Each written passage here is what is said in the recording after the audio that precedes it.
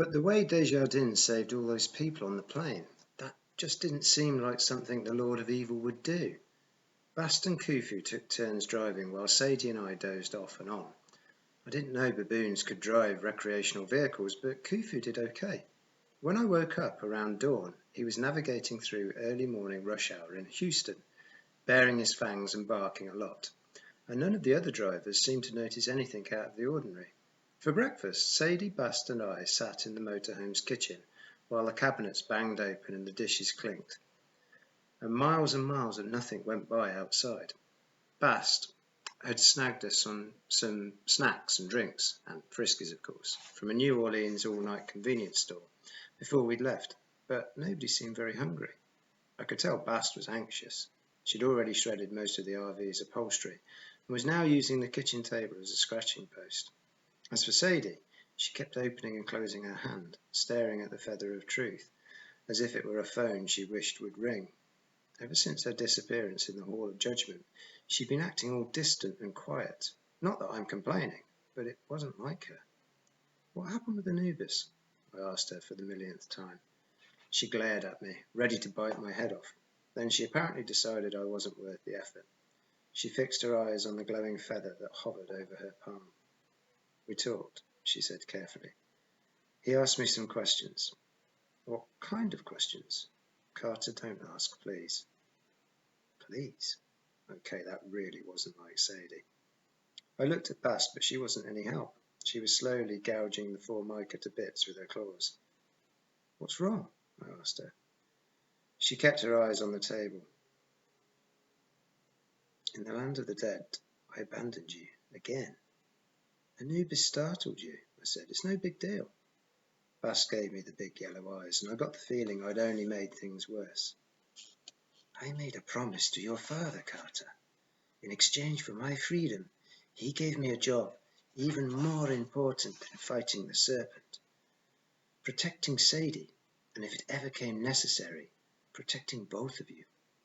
Sadie flushed. Bast, thank you and everything, but we're hardly more important than fighting, him. You don't understand, Bast said. The two of you are not just blood of the pharaohs. You're the most powerful royal children to be born in centuries. You're the only chance we have of reconciling the gods and the house of life, of relearning the old ways before it's too late. If you could learn the path of the gods, you could find others with royal blood and teach them. You could revitalize the house of life. What your parents did, everything they did, was to prepare the way for you. Sadie and I were silent. What do you say to something like that? I guess I'd always felt like my parents loved me, but willing to die for me? Believing it was necessary so Sadie and I could do some amazing world-saving stuff. I didn't ask for that. They didn't want to leave you alone, Bast said, reading my expression. They didn't plan on it, but they knew releasing the gods would be dangerous. Believe me, they understood how special you are. At first, I was protecting you two because I promised. Now, even if I hadn't promised, I would. You two are like kittens to me. I won't fail you again. I'll admit I got a lump in my throat. I'd never been called someone's kitten before. Sadie sniffled. She brushed something from under her eye. You're not going to wash us, are you? It was good to see Bast smile again.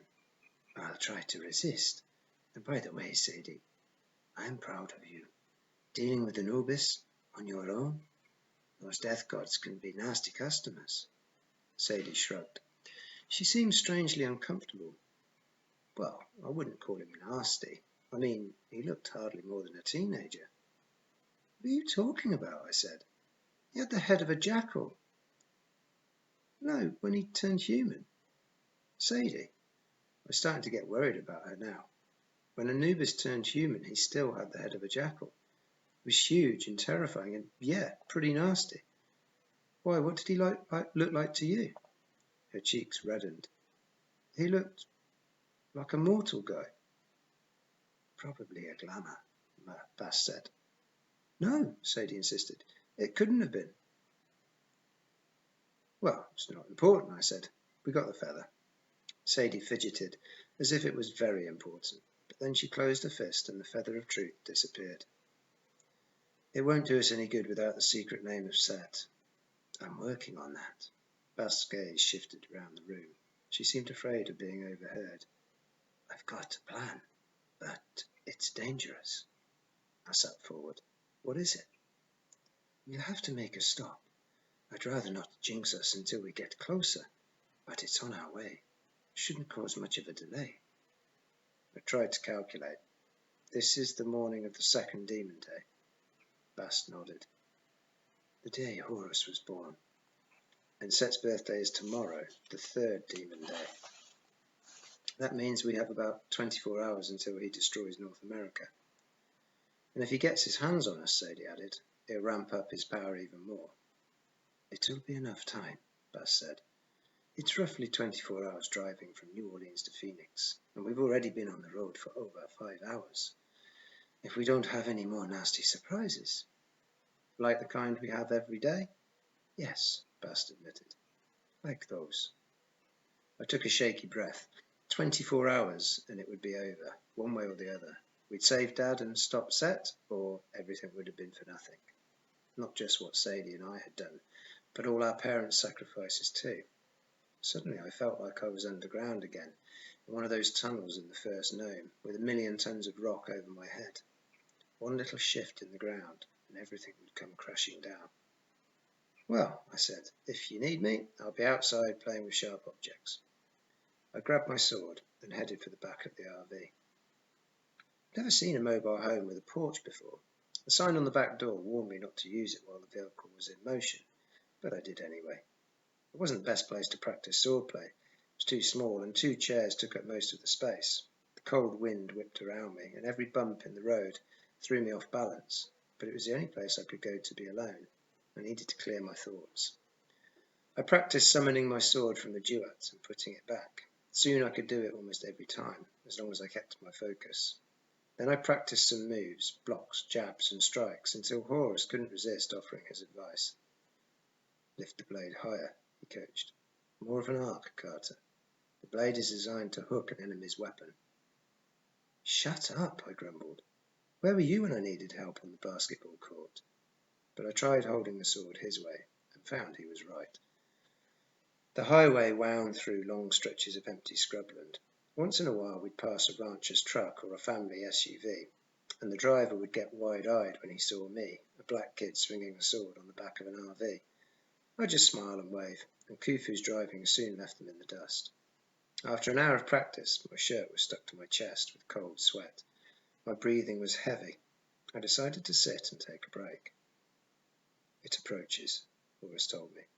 His voice sounded more substantial, no longer in my head. I looked next to me and saw him shimmering in a golden aura, sitting back in the other deck chair, in his leather armour, with his sandaled feet up on the railing. His sword, a ghostly copy of my sword, was propped next to him. What's approaching? I asked. The fight was set? That, of course, Horus said. But there is another challenge before that, Carter.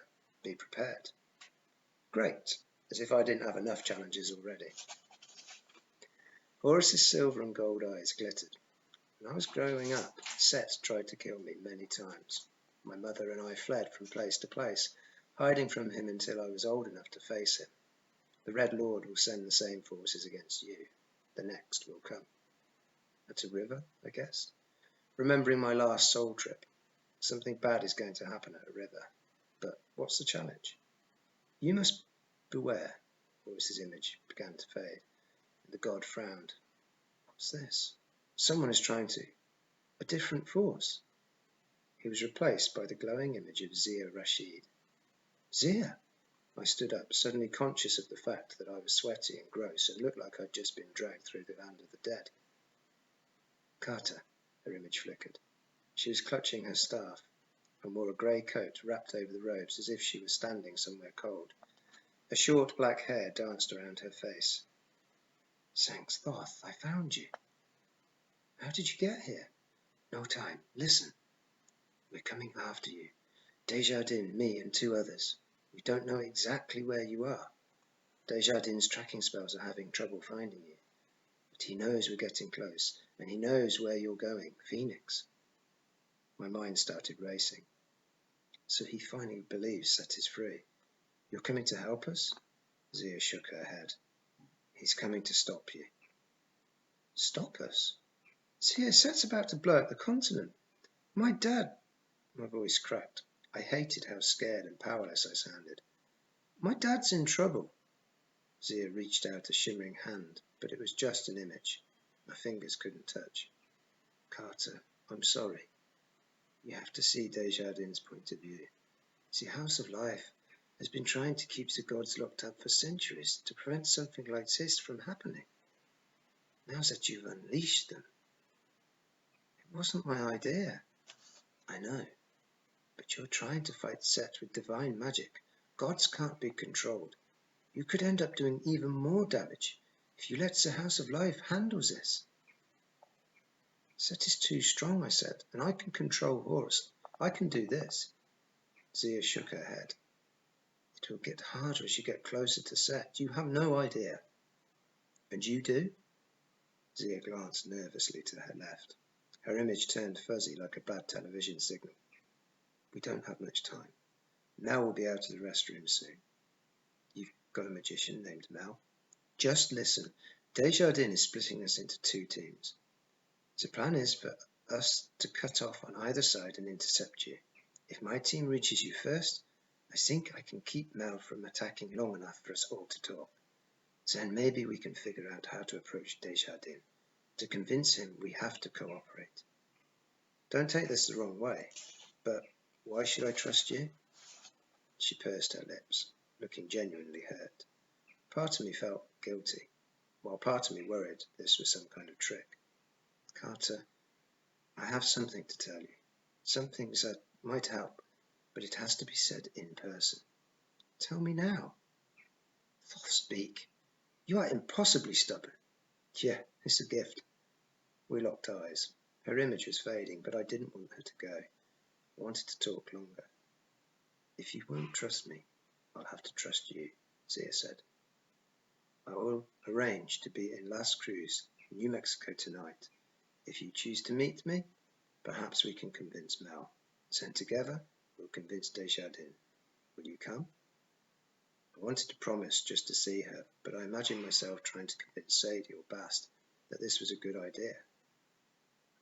I don't know, Zia. Just think about it, she pleaded. And Carter, don't trust Amos if you see him. Her eyes widened. Mel's here, she whispered. Zia slashed her staff in front of her, and her image vanished. 30. Bast keeps a promise. Hours later, I woke up on the RV's couch with Bast shaking my arm. We're here, she announced. I had no idea how long I'd been asleep. At some point, the flat landscape and complete boredom had zonked me out, and I'd started having bad dreams about tiny magicians flying around in my hair, trying to shave me bald. Somewhere in there, I'd had a nightmare about Amos too, but it was fuzzy. I still didn't understand why Zia would mention him. I blinked the sleep out of my eyes and realised my head was in Khufu's lap. The baboon was foraging through my hair for munches. Dude, I sat up groggily. Not cool. But he gave you a lovely hairdo, Sadie said. Khufu agreed. Bast opened the door of the trailer. Come on, she said. We'll have to walk from here. When I got to the door, I almost had a heart attack. We were parked on a mountain road so narrow the RV would have toppled over if I'd sneezed wrong. For a second I was afraid we were already in Phoenix because the landscape looked similar. The sun was just setting on the horizon. Rugged mountain ranges stretched out on either side, and the desert floor between them seemed to go on forever. In a valley to our left lay a colourless city, hardly any trees or grass, just sand, gravel, and buildings. The city was much smaller than Phoenix, though, and a large river traced its southern edge, glinting red in the fading light.